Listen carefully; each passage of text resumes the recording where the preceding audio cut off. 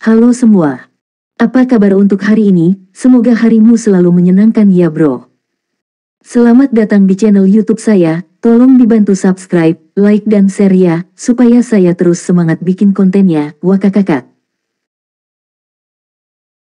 Soul Land 3 Chapter 1857. Chapter 1857 Kelemahan Lai. Di sisi lain, makhluk abisal di garis pertahanan ketiga tidak bisa maju lagi karena pasukan utama di lokasi tersebut dihentikan oleh para pejuang dari Akademi Shrek. Mereka semua telah terbunuh oleh serangan plane infrasonik, dan garis pertahanan ketiga telah distabilkan. Dengan pasukan udara yang mengawal mereka, plane infrasonik itu memusnahkan makhluk-makhluk abisal yang tersebar yang berhasil melewati garis pertahanan kedua. Kemudian, plane itu masuk ke dalam. Raja Roh menamparkan udara. Gerakan itu menyebabkan getaran hebat dan energi elemen yang diledakkan Gu Yuena padanya. Gu Yuena bisa dengan jelas melihat kedipan tiba-tiba di mata Raja Roh. Itu adalah lampu merah darah. Kekuatan spiritualnya yang luar biasa telah dilepaskan sesaat sebelum dia dengan cepat menariknya kembali. Apa yang dia lakukan? Sebuah pikiran muncul di benaknya. Di saat berikutnya, sosok tersembunyi tiba-tiba muncul dari bayang-bayang. Mereka adalah naga roh abisal.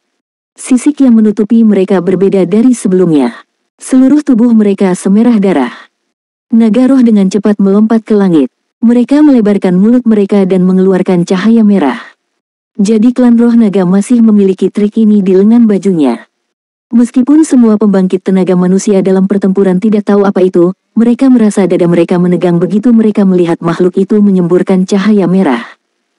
Ini karena naga jiwa abisal telah mengarahkan serangan mereka tepat ke plane tempur di langit. Para pejuang dengan cepat menyalakan perisai pelindung mereka. Mereka menyiapkan persenjataan mereka untuk mencoba menghalangi lampu merah. Namun, semua sinar jiwa dan perisai pelindung jiwa menjadi tidak berguna saat bersentuhan dengan lampu merah. Itu langsung menembus perisai dan mendarat di plane jiwa. Itu mencemari plane dengan rona merah. Lebih dari 50 plane tempur jiwa berubah warna menjadi merah, tetapi mereka tetap mengudara. Tampaknya tidak ada hal lain yang terjadi. Faktanya, bahkan perisai pelindung tetap utuh. Apa tujuan lampu merah? Ketidakpastian tetap ada di hati setiap orang saat mereka memulai plane tempur jiwa di langit. Kecepatan dan manuver mereka tidak berubah dan mereka juga tidak menabrak. Pada saat itu, sosok raksasa dengan cepat melesat ke udara dari abisal. Mereka adalah makhluk aneh dengan panjang masing-masing sekitar 30 meter. Mereka tampak sedikit lebih kecil dari naga roh dan memiliki sepasang sayap besar di punggung mereka yang terlihat agak mirip dengan kelelawar. Mereka memiliki penampilan yang ganas dan seluruh tubuh mereka berwarna keemasan senja. Tubuh mereka yang sangat tidak biasa tampak sedikit mirip dengan manusia tetapi hanya sampai batas tertentu.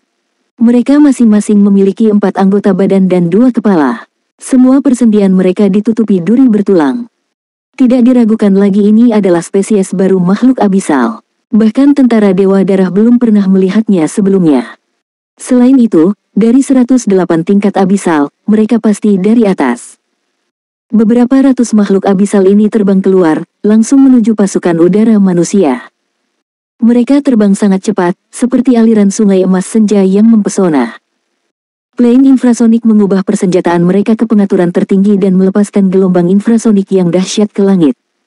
Namun, satu demi satu, plane tempur jiwa yang terkena lampu merah itu sebelumnya meledak segera setelah gelombang infrasonik dilepaskan. Mereka berubah menjadi bola api di langit. Apa yang terjadi? Pembentukan plane tempur jiwa dipusatkan di sekitar plane infrasonik untuk melindungi mereka. Saat plane yang sempat tersentuh lampu merah tersebut meledak, beberapa plane soul fighter lainnya terjebak dalam ledakan tersebut. Langit dipenuhi dengan banyak bola api sekaligus. Sepertiga plane hilang seketika. Apa cahaya merah yang dimuntahkan oleh naga roh abisal? Makhluk abisal mengenalnya sebagai cahaya kelemahan. Namanya terdengar sederhana, tapi itu adalah salah satu trik paling menyeramkan dari naga jiwa. Entah itu makhluk hidup atau benda, kekuatan hidup suatu entitas akan segera turun secara eksponensial setelah terkena cahaya kelemahan. Dengan kata lain, plane tempur jiwa itu tampak baik-baik saja, tetapi pada kenyataannya, logam mereka melemah dengan cepat. Plane-plane itu dibuat sangat rentan. Ketika plane infrasonik memancarkan gelombangnya sekali lagi, plane tempur jiwa mulai bergetar sedikit, meskipun seharusnya tidak terpengaruh. Getaran ringan ini lebih dari yang bisa ditahan oleh badan plane mereka yang baru rapuh dan memicu ledakan. The Weakness Light adalah teknik yang paling menakutkan dari naga jiwa abisal, tapi menggunakannya sangat melelahkan sehingga mereka tidak bisa pulih dengan melahap makhluk abisal lainnya. Oleh karena itu, naga roh jarang menggunakan kemampuan ini. Klan yang terbang keluar dari abisal selanjutnya dianggap sebagai kekuatan udara paling tangguh di abisal. Mereka dikenal sebagai boneka iblis abisal. Boneka iblis adalah pamflet yang luar biasa dan bahkan pejuang yang lebih baik. Tubuh humanoid mereka memungkinkan mereka memiliki banyak jenis keterampilan tempur yang merupakan komoditas langka di antara makhluk abisal. Mereka tinggal di tingkat keempat abisal. Kehadiran mereka secara khusus dimaksudkan untuk memberikan pukulan fatal bagi jiwa plane yang terkena cahaya kelemahan. Plane infrasonik adalah respon yang sempurna untuk Empress bom bis karena lebah secara individu lemah. Di sisi lain, boneka iblis abisal ini memiliki tubuh yang sangat tangguh. Mereka adalah beberapa makhluk abisal yang paling tahan lama. Mereka mengambil kesempatan untuk dengan cepat menyerang plane tempur jiwa selama ledakan besar di udara. Ada juga beberapa boneka iblis menukik dari atas. 4-5 naga roh melompat ke punggung mereka dan dibawa ke langit. Naga jiwa mampu terbang, tapi itu akan menghabiskan energi mereka, dan kecepatan terbang mereka tidak secepat itu.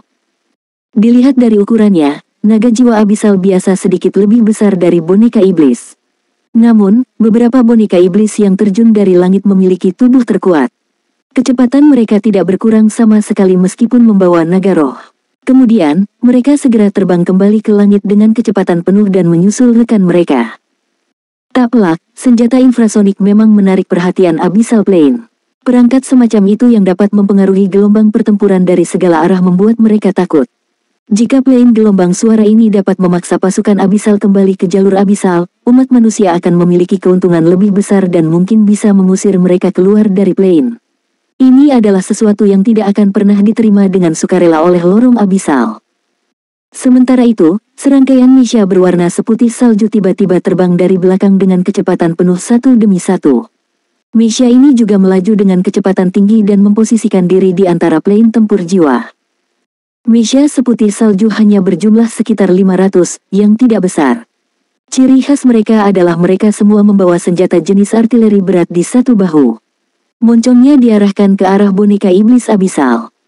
Jika Tangulin ada di sana, dia pasti bisa mengenali bahwa ini adalah pasukan Misha tentara Dewa Darah. Senjata di pundak mereka adalah senapan sinar ion berat, mirip dengan yang digunakan Long Yuksui untuk melawan beruang Dreadclaw Dashgold di masa lalu. Lebih tepatnya, itu adalah meriam berkas ion berat. Ini terbukti karena senjata di pundak pasukan Misha jelas jauh lebih kuat daripada senapan sinar ion berat yang digunakan oleh Long Yuksui. Makhluk abisal muncul dalam arus tak berujung. Selain itu, banyak makhluk abisal yang kuat keluar untuk pertama kalinya. Ini membuat pasukan manusia lengah. Namun demikian, umat manusia telah berkembang dengan kecepatan tinggi selama ribuan tahun, terutama senjata jiwa mereka. Mereka memiliki lebih dari sekedar senjata super seperti surga abadi. Kehadiran boneka iblis mengakibatkan sejumlah besar plane tempur jiwa dihancurkan. Komandan tertinggi militer federal, Divine Bruce Douluo Yuguanzi, tidak dapat duduk dan menonton lagi, jadi dia mengirimkan kartu truf mereka. Soul Land 3 Chapter 1858 Chapter 1858 Double Life Devil Puppe. Pasukan Dewa Darah ditempatkan di gunung bersalju untuk menjaga jalur abisal. Federasi juga menggunakan lokasi terpencil dan terpencil untuk menguji berbagai senjata super. Tentu saja, makhluk abisal tidak diragukan lagi adalah subjek tes terbaik. Akibatnya, semua senjata tingkat tinggi diberikan kepada pasukan Dewa Darah hampir sekaligus untuk pengujian dan eksperimen. Pasukan Dewa Darah diberi prioritas saat senjata seperti sinar ion berat sedang didistribusikan. Meskipun Korps Tentara Pusat juga memilikinya, itu tidak dianggap sebagai bagian dari sistem organisasi. Meriam sinar ion berat yang digunakan oleh pasukan Dewa Darah dianggap sebagai senjata ion berat paling kuat. Jika seseorang mendeskripsikan model sebelumnya sebagai mampu untuk membakar melalui organ dalam musuh, maka model meriam sinar ion berat saat ini dapat memasukkan sinar dengan kekuatan bom ke dalam tubuh musuh sebelum meledakkannya dari dalam. Senjata itu memiliki kekuatan peledak. Bersiaplah.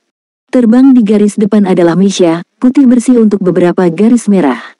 Itu dioperasikan oleh Komandan Resimen Tentara Dewa Darah, Cermin Terang Douluo Zhang Huanyun. Faktanya, dia adalah mekanisme ilahi. Hanya Misha pasukan Dewa Darah yang diberi izin untuk tidak mengikuti sistem warna standar. Zhang Huanyun memiliki pengalaman paling banyak berurusan dengan makhluk abisal, namun ini adalah pertama kalinya dia melihat mereka dalam jumlah yang begitu besar. Makhluk abisal yang sangat menakutkan seperti naga roh, arit jahat, dan boneka iblis tidak pernah muncul di lorong abisal di pegunungan bersalju. Dia mengerti betapa pentingnya pertempuran ini bagi umat manusia. Kehidupan dan kematian seluruh planet bergantung pada hasilnya. Meriam sinar ion berat mulai memancarkan sinar cahaya biru tua. Senjata dibebankan. Sementara itu, 5 naga roh abisal yang menunggangi punggung boneka iblis tiba-tiba mengangkat kepala mereka dan mengeluarkan 5 jeritan. Mereka memiliki kekuatan spiritual yang luar biasa, jadi mereka bisa merasakan bahaya Misha putih yang tiba-tiba muncul ini. Dengan demikian, mereka segera melancarkan serangan spiritual. Namun, pada saat itu, sebuah cermin besar muncul dari udara tipis di depan Zhang Huanyun. Itu tumbuh menjadi ukuran yang sangat besar. Itu adalah avatar jiwa bela dirinya, cermin terang tergantung tinggi. Pola seperti riak muncul di permukaan cermin besar dan menyebar ke segala arah. Makhluk abisal menyaksikan pemandangan di depan mata mereka tiba-tiba berubah menjadi layar Fata Morgana. Semua plane jiwa dan Mesha telah menghilang. Mereka hanya bisa melihat diri mereka sendiri dalam gambar seperti riak yang memantulkannya. Di saat berikutnya, serangan spiritual yang kejam menyerang mereka. Itu telah dilepaskan oleh 5 naga roh abisal besar dan dipantulkan ke boneka iblis secara instan. Meskipun boneka iblis abisal ini begitu perkasa, dengan pertahanan fisik dan spiritual mereka yang luar biasa, mereka terjebak dalam keadaan kacau. Banyak boneka iblis jatuh dari langit. Untungnya bagi mereka, tubuh mereka sangat tahan lama. Mereka hanya dalam keadaan kebingungan dan berhasil pulih sebelum mereka menyentuh tanah. Mengepakkan sayap mereka, mereka naik ke langit sekali lagi. Cermin terang Douluo telah melepaskan keterampilan jiwanya yang luar biasa, pantulan cermin Fata Morgana, yang membiaskan semua keterampilan jiwa. Sebenarnya tidak nyaman untuk menggunakan serangan ini selama pertempuran melawan master jiwa terutama karena butuh waktu lama untuk mempersiapkan dan bahkan lebih banyak waktu untuk melepaskannya. Selain itu hanya bisa dilepaskan dalam posisi tetap. Bagaimanapun, Zhang Huanyun adalah seorang tentara. Keterampilan jiwa sangat efektif saat digunakan di medan perang. Meskipun pantulan cermin Fata Morgana tidak berhasil mengalahkan lawan sepenuhnya, itu bisa mengulur waktu lebih banyak untuk pasukan Dewa Darah. Yang lebih penting, boneka iblis abisal dan naga roh dibuat tidak mampu mengamati medan pertempuran dengan pandangan mereka terhalang oleh pantulan cermin Fata Morgana. Bahkan, deteksi kekuatan spiritual mereka juga terputus. Lepaskan meriam ion berat, Zhang Huan hampir meraung perintah itu.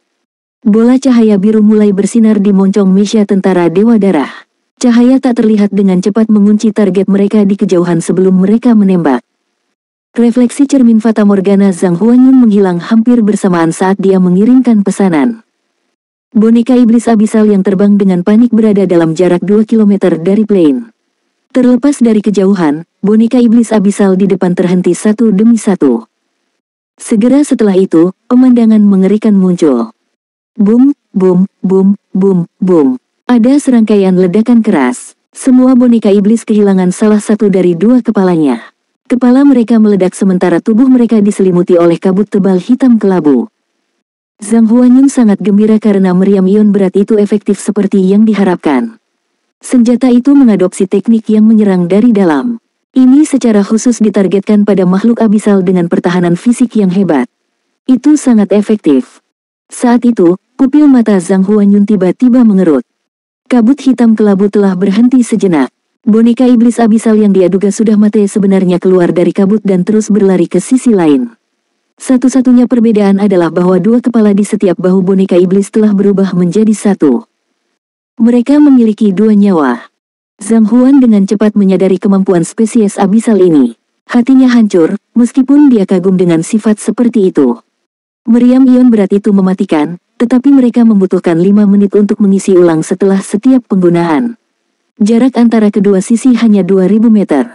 Bagaimana mungkin mereka bisa menyerang sebelum musuh menyerang mereka? Kelima naga roh tidak terkena meriam ion berat karena perlindungan boneka iblis, dan tubuh mereka sudah memerah sekali lagi. Tidak ada keraguan bahwa mereka akan menembakkan cahaya kelemahan.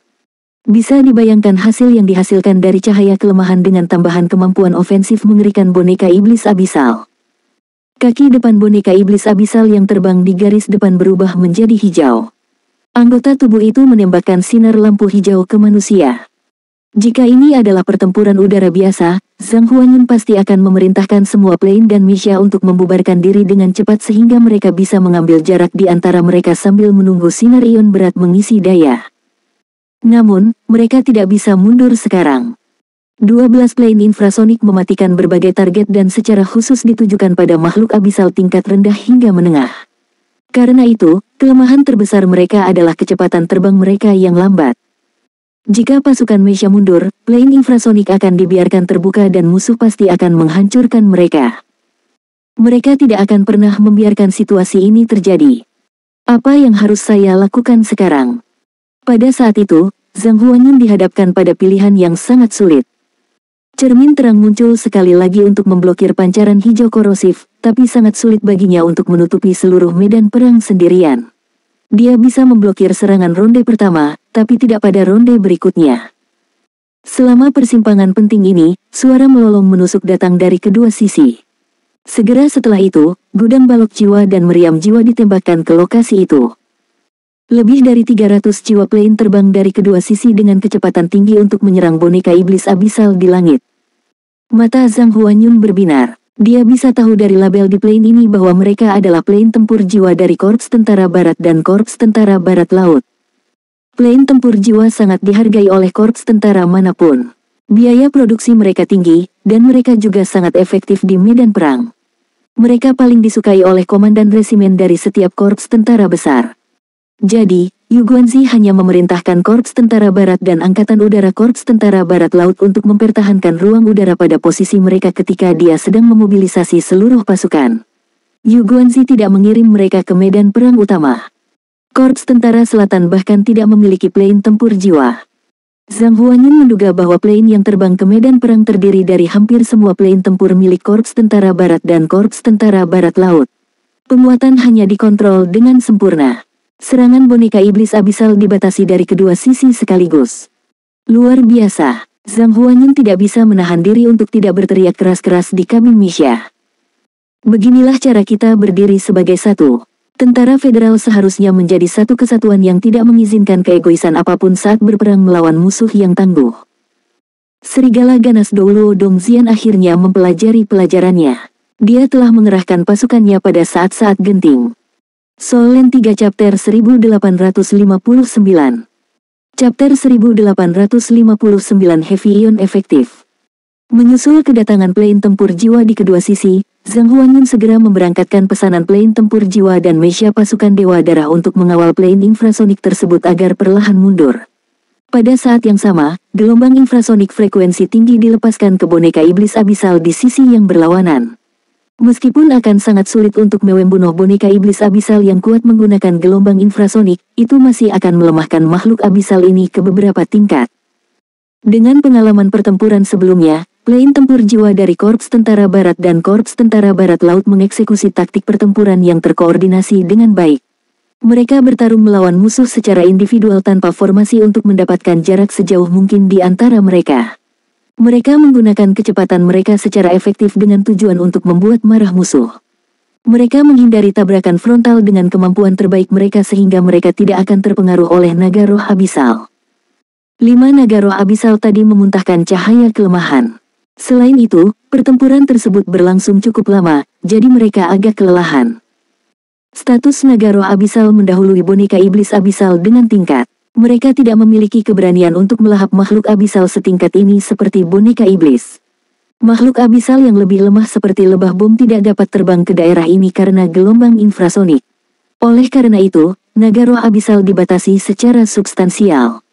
Di sisi lain, boneka iblis abisal mengungkapkan kemampuan bertarungnya yang kuat. Mereka tidak hanya gesit dalam terbang, mereka juga gesit dalam gerakannya. Mereka menyebar dengan cepat ke seluruh langit dan mulai melancarkan serangan terhadap plane tempur jiwa. Perisai pelindung plane tempur terkorosi saat bersentuhan dengan sinar korosif yang dipancarkan oleh boneka iblis. Plane tempur jiwa harus meninggalkan perisai pelindung mereka. Jika pernah terkena balok lagi, plane tempur akan meledak dan hancur karena korosi. Terlepas dari situasinya, fokus utama plane tempur jiwa adalah menciptakan situasi yang kacau balau. Meskipun ada ledakan di semua tempat, korban jiwa masih dalam kisaran yang dapat diterima. Sementara itu, boneka iblis abisal tak berdaya. Gelombang infrasonik terus mempengaruhi mereka sehingga seluruh tubuh mereka tertekan, terutama setelah serangan meriam ion berat sebelumnya. Memang benar boneka iblis abisal memiliki 2 nyawa. Namun, mereka hanya memiliki 1 tubuh. Kehilangan kepala mungkin memberi mereka kesempatan hidup baru yang mirip dengan bagaimana master jiwa manusia akan dibangkitkan, tapi mereka masih membutuhkan waktu untuk pulih dari luka sisa. Jelas bahwa mereka tidak punya waktu untuk itu sekarang. Kemampuan pertahanan fisik boneka iblis abisal sangat kuat, namun meriam ion berat menekannya secara efektif. Ledakan itu memusnahkan tubuh mereka. Serangan itu membuat mereka tidak mampu melepaskan kemampuan pertahanan mereka. Dengan demikian, pasukan boneka iblis neraka yang kuat bahkan tidak menggunakan 50% dari kekuatan mereka karena efek gelombang infrasonik. Diisi ulang. Akhirnya, meriam ion berat terisi penuh sekali lagi. Zhang Huanyin mengirimkan perintah untuk diluncurkan tanpa ragu sedikit pun setelah menerima pemberitahuan tersebut. Moncong biru kembali mengunci boneka iblis abisal di langit, terutama yang hanya tersisa 1 kepala. Di saat berikutnya, balok yang tidak terlihat dilepaskan. Boom, boom, boom, boom, boom. Cermin terang Douluo Zhang Huanyin terasa seperti robek setelah melihat boneka iblis abisal besar yang diledakkan berkeping-keping dan jatuh dari langit. Makhluk abisal yang tampak begitu kuat ini awalnya tidak bisa memberikan pengaruh apapun di medan perang. Setidaknya sepertiga dari boneka iblis abisal terbunuh. Mereka berubah menjadi energi abisal hitam keabu-abuan yang pekat yang melesat menuju lorong abisal saat mendarat di tanah. Raja Roh melolong tajam, menusuk. Dia tidak bisa menahan penderitaan sedemikian rupa, jadi dia mengirimkan perintah untuk mundur. Boneka iblis abisal akhirnya berbalik dan terbang menuju lorong abisal. Di sisi lain, serangan plane tempur jiwa hanya menghasilkan beberapa lekukan kecil saat mendarat di tubuh mereka. Itu tidak cukup untuk melukai tubuh kuat mereka. Pentingnya meriam ion berat telah terbukti. Formasi pertempuran plane tempur jiwa dengan meriam ion berat, di samping 12 plane infrasonik melanda makhluk abisal dengan tekanan yang cukup. Makhluk abisal biasa sangat terpengaruh oleh senjata infrasonik. Pada saat yang sama, makhluk abisal yang kuat diancam oleh meriam ion berat. Sementara itu, boneka iblis abisal menderita kerugian besar tadi. Sebagai komandan tertinggi komando gabungan, Zhang Huanyin tidak melancarkan serangan gegabah ke lorong abisal. Sebaliknya, dia memimpin anak buahnya untuk mengepung makhluk abisal di pinggiran. Mereka kemudian membunuh musuh, sehingga mereka memiliki waktu yang cukup untuk memperkuat garis pertahanan kedua. Secara bersamaan, mereka memadatkan ruang hidup makhluk abisal. Permaisuri lebah dipaksa ke sudut yang sempit. Lebah bom abisalnya paling takut dengan senjata infrasonik. Karena kekuatan individu mereka yang lemah, lebah bom meledak setiap kali mereka terkena gelombang infrasonik. Selain itu, ini menghasilkan efek ledakan berantai. Mereka tidak bisa menahan kerugian yang begitu serius bahkan jika mereka bisa dibangkitkan oleh abyssal plane. Secara bersamaan, kendali atas medan perang dibalik. Boneka iblis abisal yang kuat tidak berhasil membalikkan keadaan. Tidak ada makhluk abisal lainnya yang bisa lakukan untuk melawan angkatan udara. Senjata umat manusia akhirnya memainkan peran penting di medan perang melawan legiun abisal. Cahaya berkedip di mata Raja Roh berulang kali. Di medan perang utama, Douluo sebatas umat manusia yang dibalut dengan armor tempur 4 kata mereka memiliki beberapa efek penekan padanya. Kekuatan spiritual asli Gu Yuena memengaruhinya dengan cara yang sama. Meskipun Raja Roh memiliki lebih dari 1 kartu truf yang tersisa, dia tidak ingin mengungkapkan kartu trufnya dengan mudah. Saat Raja Roh menahan ledakan multi-elemen, tatapan sedingin esnya tertuju pada angkatan udara manusia di kejauhan. Namun, Zhang Huanyin sangat berhati-hati. Dia hanya memerintahkan angkatan udara untuk berputar di pinggiran, mempengaruhi medan perang di bawah dari langit. Makhluk abisal itu diusir dari lereng gunung atau bahkan dibunuh. Naga roh abisal mampu menyamarkan diri mereka sendiri. Mereka juga sangat cepat dalam berlari. Namun, makhluk abisal biasa berada dalam masalah serius. Bahkan kumbang Longhorn penjaga dengan pertahanan yang begitu kuat meledak ketika ditembak oleh beberapa meriam ion berat. Kemudian, itu berubah menjadi energi abisal juga. Tentara Sekte Tang berada di tanah sementara angkatan udara komando gabungan tetap di langit. Secara keseluruhan, umat manusia akhirnya berada di atas angin. Umat manusia sangat berbeda saat ini jika dibandingkan dengan 6.000 tahun yang lalu. Itu adalah pengalaman sepenuh hati Raja Roh. Umat manusia pasti tidak sekuat 6.000 tahun yang lalu jika dibandingkan dengan senjata jiwa dan guru jiwa manusia sebelum dia sekarang. 6.000 tahun yang lalu, baju besi pertempuran masih dalam pengembangan. Baju besi tempur 4 kata yang kuat belum diproduksi. Saat ini, limit Douluo umat manusia di bawah amplifikasi baju besi pertempuran 4 kata tidak lebih lemah dari Feng Hao Douluo peringkat Raja Abisal. Akibatnya, Abisal tidak memiliki keunggulan ketika mereka dihadapkan oleh upaya bersama dari 4 organisasi besar yaitu, Sekte Tang, Akademi Shrek, Pagoda Roh, dan Aula Dewa Perang. Selain itu, Feng Hao Douluo tertutup dari beberapa klan lain juga bergabung dalam pertempuran. Ini adalah masalah terbesar Abisal saat ini. Sebenarnya, umat manusia tidak seharusnya memiliki begitu banyak armor perang 4 kata. Dengan kehadiran Tang Wulin, kesulitan dalam memproduksi armor tempur 4 kata berkurang secara substansial. Selain itu, kehalusan surgawinya memanfaatkan bencana alam yang merupakan kekuatan plane itu sendiri. Akibatnya, armor tempur 4 kata yang dihasilkan memiliki kualitas yang sangat tinggi. Pada saat yang tepat ini, banyak Douluo sebatas di medan perang menghasilkan tekanan yang cukup kuat pada Raja-Raja Abisal. Mereka hampir habis di medan perang utama. Kemudian, banyak limit Douluo bisa mengekspresikan kemampuan yang lebih kuat ketika medan perang perifer stabil. Ledakan awal Abyssal Plane itu langsung ditekan. Tiba-tiba, getaran keras memancar dari kejauhan. Ketika ledakan getaran terdengar, semua orang termasuk makhluk abisal dan pusat tenaga manusia di tempat kejadian merasa seperti seluruh dunia menjadi kacau balau dan alam semesta telah terbelah. Soul Land 3 Chapter 1860. Chapter 1860 dia akan kembali. Apa itu? Tanah bergetar hebat seolah-olah seluruh planet bergetar. Langit bergoyang dan orang bisa melihat dari kejauhan bahwa bekas retakan muncul di hamparan langit yang luas. Tanda-tanda itu setidaknya mencakup area seluas 10.000 meter persegi. Kekuatan isap yang menakutkan muncul dari retakan. Mereka melihat air laut tersedot melalui celah-celah di langit. Itu adalah pemandangan yang luar biasa dari air laut yang menghubungkan daratan dengan langit. Semua orang berhenti berbarengan untuk menyaksikan adegan itu dengan bingung. Di saat berikutnya, badai energi yang menakutkan datang dari kejauhan. Badai energi telah melemah dalam jarak yang begitu jauh, namun Feng Hao Douluo di tempat kejadian masih harus berusaha untuk menahannya. Mereka harus mencurahkan setiap ons energi mereka untuk menahan diri agar tidak terguling seperti perahu kecil di lautan ombak yang menggelora. Ya Lord, kekuatan macam apa ini? Semua orang terkejut. Untungnya, angkatan udara umat manusia berada lebih jauh. Selain itu, mereka telah mengaktifkan perisai pelindung mereka dan meringkuk bersama. Terlepas dari upaya mereka masih terhempas oleh badai energi hingga jarak beberapa ribu meter sebelum mereka menetap. Berdasarkan tingkat energi, ledakan besar seperti itu tidak kalah dari surga abadi. Mungkin, epicentrum ledakan tidak sekuat surga abadi, tapi keseluruhan energinya tidak lebih lemah. Yaiwe panjang gelap Douluo gelap yang terlibat dalam pertempuran tiba-tiba memiliki perubahan ekspresi yang drastis.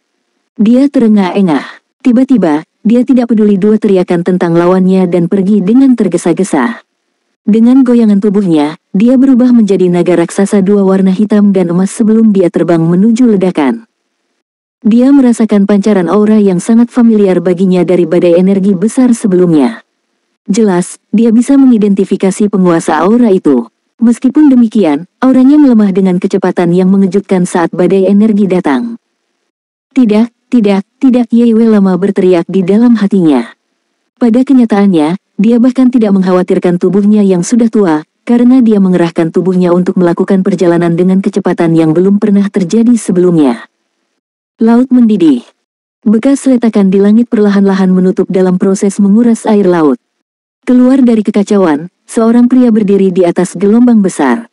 Orang itu tepatnya adalah Douluo Chen Xinji Laut Tanpa Batas. Dia tampak tak tergoyahkan seperti gunung. Setelah dia mati lebih dekat, orang akan menemukan bahwa tatapannya telah meredup sama sekali. Seluruh cuiras di alam semesta laut tak terbatas yang terdiri dari 4 kata armor pertempuran semuanya hancur. Meskipun armor tempur itu dengan panik mencoba untuk menyembuhkan dan menggabungkan bagian yang rusak, cahaya ungu emas yang pekat yang beredar di bekas retakan menghentikannya dari penyembuhan. Tidak hanya itu, ada celah di tengah helm Dewa Lautnya yang memanjang hingga ke depan. Aura senjata dewa itu melemah secara substansial sampai-sampai bisa pecah kapan saja. Namun, dadanya tetap menggembung dan punggungnya tegak. Tangannya digenggam di belakang punggungnya. Laut di bawahnya masih menopang berat badannya. Siluet ungu emas melayang jauh di langit. Siluet itu memandang Chen Xinji dengan takjub. Aliran kecil darah ungu keemasan mengalir dari sudut bibirnya. Rambutnya tampak sedikit berantakan. Dia bahkan sedikit terengah-engah. Energi ungu emas yang mengelilingi tubuhnya berdesir mirip dengan pita yang melayang tertiup angin. Itu dalam keadaan tidak stabil. Chen Xinji, kamu sebenarnya mampu menyakitiku. Kamu harus bangga pada dirimu sendiri, kata permaisuri iblis dengan dingin. Dewa Laut Douluo Chen Xinji menghela nafas lembut. Sungguh disayangkan itu masih belum cukup. Dalam keadaan menua, saya menganggap diri saya tidak menghabiskan hidup saya dengan sia-sia karena bisa merasakan tingkat peringkat dewa. Jika ini terjadi 50 tahun yang lalu, dan saya berhasil bertahan hidup, mungkin saya memiliki peluang kecil untuk menyerang dunia itu. Tatapan permaisuri iblis sedikit melembut. Anda adalah orang yang terus-menerus mengejar. Setidaknya, kamu berhasil meninggalkan kesan baik padaku yang jarang terjadi di dunia manusia. Bibir Chen Xinji berubah menjadi senyuman mengejek. Kesan yang menyenangkan. Saya tidak membutuhkan iblis untuk memiliki kesan yang baik terhadap saya. Sayang sekali aku tidak mampu menghentikanmu. Namun, permaisuri iblis, Anda tidak akan berhasil. Aku bisa merasakan dia segera kembali. Ketika dia kembali, dia akan menghancurkanmu seperti semut. Ekspresi permaisuri iblis berubah. Dia berkata dengan nada tajam, jika dia kembali, aku akan membunuhnya. Lebih baik dia segera kembali. Saya pasti akan terlibat dalam perjuangan hidup dan mati dengannya ketika saya selesai membangun alam ilahi. Kamu tidak akan berhasil. Kau pasti tidak akan berhasil, kata Dewa Laut Douluo dengan sikap tenang yang luar biasa, saat dia melihat permaisuri iblis dengan matanya yang dipenuhi dengan keyakinan yang kuat. Sementara itu, raungan naga terdengar. Di kejauhan, siluet emas hitam dengan cepat mendekat dengan kecepatan yang mengejutkan. Sisik emasnya berangsur-angsur berubah menjadi putih keemasan untuk membedakan separuh tubuhnya yang hitam. Kemanapun itu melewatinya, udara melengkung dengan keras. Itu adalah aura makhluk hidup kelas atas yang kuat disertai dengan fluktuasi esensi darah liar yang bergema di udara. Bahkan Dewa Laut Douluo Chen Xinji, yang tidak menunjukkan rasa takut ketika dihadapkan oleh permaisuri iblis, memiliki perubahan ekspresi yang drastis saat melihat siluet itu. Dia menghabiskan hampir setiap ons kekuatannya untuk mengaum dengan keras, pergi. Pergi, cepat. Meskipun demikian, siluet itu sama sekali tidak menyadari suaranya. Itu terbang lebih cepat sekarang. Itu tiba di atas ruang maritim hampir dalam sekejap mata. Dia tidak bisa menahan tangis saat melihat Chen Xinji. Dia menukik turun dari langit. Setengah jalan, tubuhnya yang sangat besar berubah menjadi bentuk manusia sekali lagi. Dia tiba sebelum Chen Xinji dan memeluk tubuhnya. Itu tepatnya gelap terang Douluo Long Yeiwei. Xinji, jangan menakut-nakuti aku. Suara Long Yeiwei bergetar karena dia tidak bisa lagi merasakan kehadiran aura kehidupan dari tubuh Chen Xinji. Rasa panik memenuhi hatinya. Dia merasa seperti dia bahkan tidak bisa bernapas. Dia mencintainya sepanjang hidupnya, tapi dia membencinya pada saat yang sama. Pria di hadapannya hampir menghancurkan hidupnya juga. Namun, pada saat yang tepat ini, segala sesuatu yang lain tampak tidak penting. Dia menyaksikan sumber kehidupan pria itu akan habis sepenuhnya di hadapannya. Pada usia mereka seharusnya berdamai dengan kematian. Namun, mereka hanya berdamai dengan kematian mereka sendiri. Ketika dia melihat kekasihnya akan mati, bagaimana dia bisa berdamai dengan kematian? Di langit, permaisuri iblis dalam mode pembunuhan penuh. Dia bersiap untuk meluncurkan serangan lain untuk menghancurkan Chen Xinji sepenuhnya. Namun, dia merasa terharu ketika mendengar tangisan sedih itu. Seluruh tubuhnya gemetar sekali dan tangannya yang terangkat kembali diturunkan. Tatapannya bergetar hebat saat dia melihat Yeiwei lama memegang Chen Xinji. Dia tidak bisa berhenti memikirkan masa lalu di benaknya. Ada suatu masa ketika dia seperti wanita manusia juga. Hanya itu, dia bahkan tidak mendapat kesempatan untuk berbicara dengan suaminya untuk terakhir kalinya. Dia adalah makhluk yang lembut seperti anak domba dan menjalani kehidupan tanpa beban di laut di mana tidak ada yang berani mendekat pada saat itu. Dengan perlindungan suaminya, laut bukan hanya rumah mereka tetapi juga wilayah mereka yang tidak bisa diserang. Sayangnya, suaminya meninggal begitu saja. Dia telah mati di tangan Dewa Laut Tangsan. Sejak hari itu, dia menemukan bahwa makhluk jiwa laut yang menghormatinya pada awalnya telah berubah. Wilayah suaminya sedang diserang, dan rumahnya diserang dan dihancurkan. Itu adalah keinginan suaminya untuk menyerahkan mutiara paus yang berharga kepadanya setelah kematiannya. Seandainya dia tidak membantu mereka melarikan diri, dia dan putrinya akan mati secara tragis. Sejak saat itu, kebencian yang tertanam dalam dan kerinduan yang tulus tetap ada di lubuk hatinya bahkan setelah 10.000 tahun. Untuk alasan ini, dia membalas dendam.